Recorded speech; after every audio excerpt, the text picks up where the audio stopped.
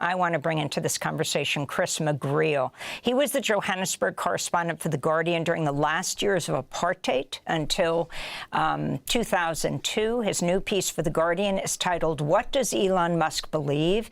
and how the roots of the PayPal mafia extend to apartheid South Africa. This is really illuminating, Chris. Who are the PayPal mafia, and how are they linked to apartheid-era South Africa? Well, they're a group of men who are at the top, the founding of PayPal, all of whom, in some way or other, grew up in South Africa as children. You've got Musk himself, who was born in South Africa and lived there, went to high school there until he was 18 and then moves to Canada. You've got Peter Thiel, who was a co-founder with Musk of PayPal. Thiel was born in Germany but brought to South Africa as a young child. His father was a mining engineer. Lived in Johannesburg and then moved to Southwest Africa, which was then a South African colony, is now Namibia. And he went to school in Swakopmund, which was notorious as probably the last place on the planet where people still openly greeted each other with Heil Hitler and celebrated Hitler's birthday. He went to a German school there before moving to the United States when he was 10 or 11. You've got David Sachs, who was born in Cape Town. He's big in PayPal and is now Trump's AI and crypto czar.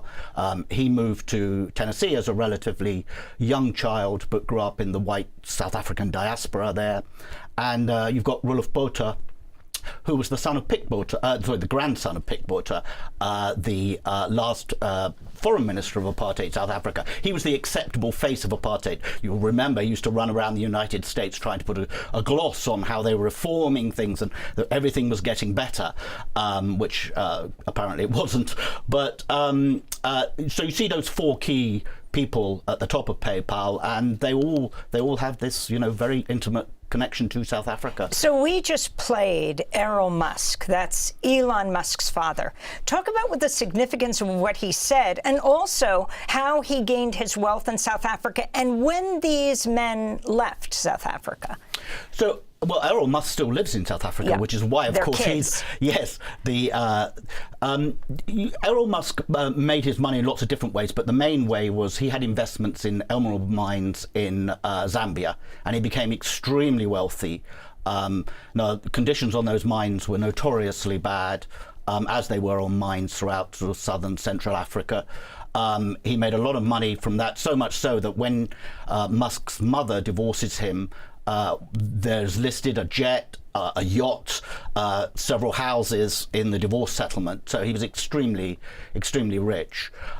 Musk himself, he stayed in South Africa till he was 18.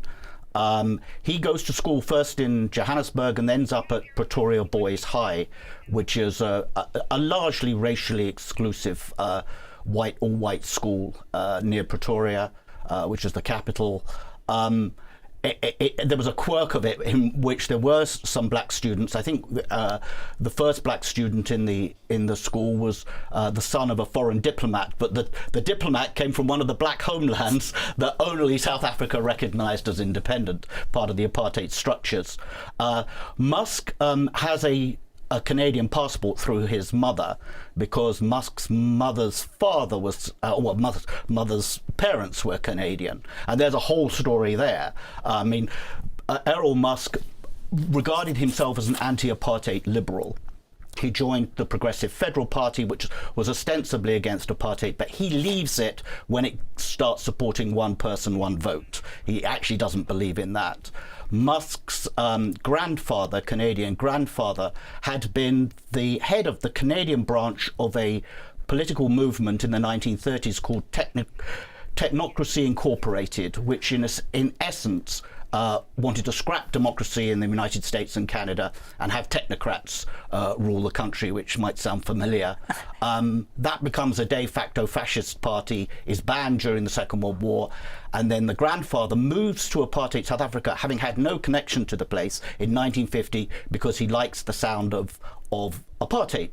And even Errol Musk says of the grandfather, he was an open neo-Nazi. This is Errol Musk's father, Errol, on Podcast and Chill with Mac G, discussing Elon Musk's mother's father, Joshua Haldeman, alleging he supported Nazis and South Africa's apartheid.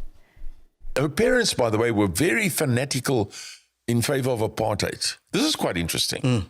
Her parents came to South Africa from Canada because they sympathized with the Afrikaner government.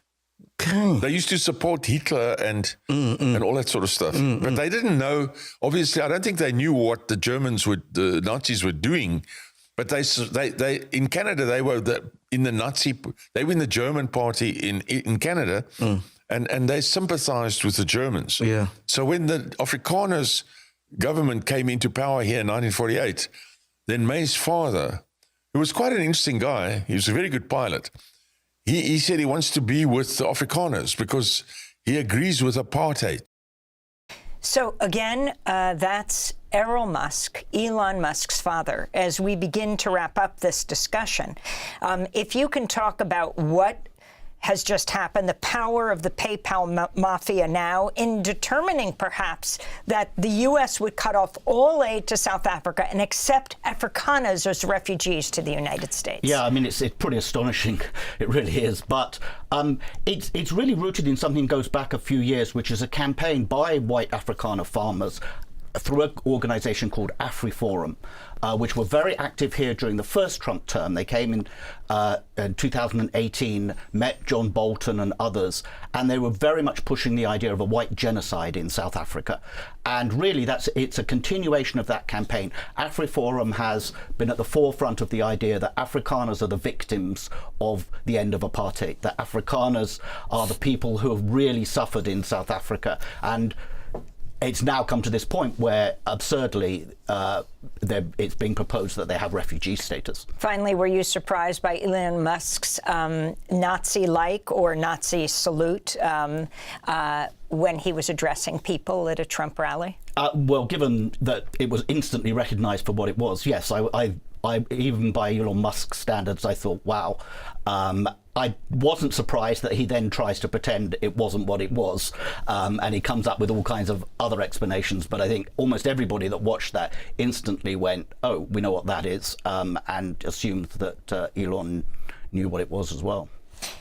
Chris McGreal, longtime Johannesburg correspondent for The Guardian, will link to his piece How the Roots of the PayPal Mafia Extend to Apartheid South Africa.